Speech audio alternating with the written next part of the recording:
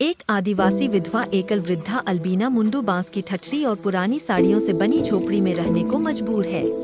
उसी झोपड़ी का दरवाजा एक सरकारी कंबल से बना है और छत पर जर्जर एस्बेस्टस की चादरें हैं। ऊपर से एक भारी इमली की टहनी झोपड़ी पर झुकी है जो कभी भी गिर सकती है।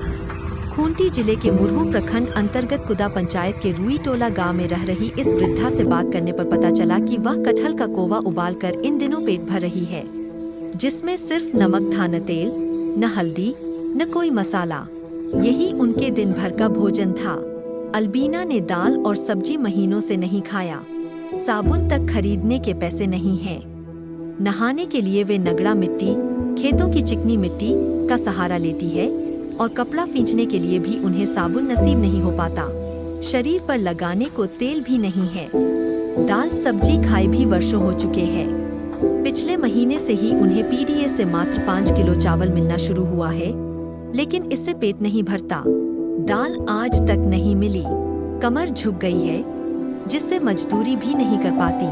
पेट पालने के लिए गांव में घूम घूम कर इमली और करंज चुनती है, जिन्हें बुर्जू के साप्ताहिक हाट में बेचकर थोड़ा नमक खरीद लेती है। उन्हें न तो पेंशन मिलता है और न ही आबुआ आवास मिला। उनकी हाल देख लगा कि आखिर सरकार और नेता किस आदिवासी के विकास की बातें करते हैं। कौन होता है सरकार की कल्याणकारी योजनाओं का पात्र लाभुक। अल्बीना मुंडू की हालत देख शासन और प्रशासन के साथ आदिवासियों के हितैषी कहे जाने वाले नेताओं के लिए कई प्रश्न मन में आए, लेकिन खामोश रहकर उनकी सारी व्यथा हमने देहात-न्यूज.com पर प्रसारित किया।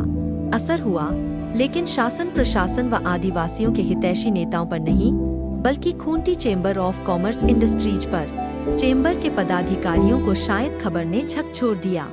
यही कारण है कि खबर प्रसारित होने कमहज 4 घंटों बाद खूंटी चेंबर के सचिव मुकेश कुमार जायसवाल सामने आए।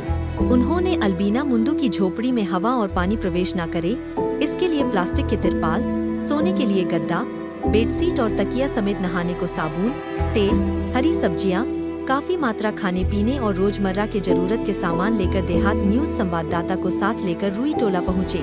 मुकेश कुमार जायसवाल अपनी नन्ही बेटी सिरी जायसवाल के साथ रुई टोला गए थे। उनके पहुँचते ही मुखिया अमर मुंडू, पंचायत समिति सदस्य तुरलेन धान समेत गाँव के अन्य महिला पुरुष भी अल्बीना की झोपड़ी के पास पहुँचे। चेंबर द्वारा किए गए इस छोटे से प्रयास की सबने सराहना की। यही नहीं, मुकेश जायसवाल से गांव के युवाओं ने वादा किया कि वे अल्बीना मुंडू की झोपड़ी के चारों ओर प्लास्टिक का तिरपाल लगा देंगे और झोपड़ी के अंदर गद्दा लगाकर पूरे झोपड़ी को सुंदर बनाने का काम करेंगे। चेंबर की छोटी सी सकारात्मक पहल से गाँव के लोगों में भी आपसी सहयोग की भावना जागृत हुई। पहले जब लोग अल्बीना मुंडू की उपेक्षा करते थे, अब उसकी मदद के लिए गाँव के अधिकांश लोग आगे आने लगे हैं। गांव के लोगों ने कहा कि अल्बीना की झोपड़ी के ऊपर लटक रहे इमली की डाल को काटकर हटा देंगे। इधर मुकेश कुमार जायसवाल ने कहा कि अल्बीना के चेहरे पर जो मुस्कान दिखी, वह हमारे लिए करोड़ों की संपत्ति से भी अधिक मूल्यवान है। यह मानवता की सच्ची जीत है। उन्होंने यह भी आश्वासन दिया कि वह झोपड़ी के लिए टीन की चादरें जल्द भिजवाएंगे।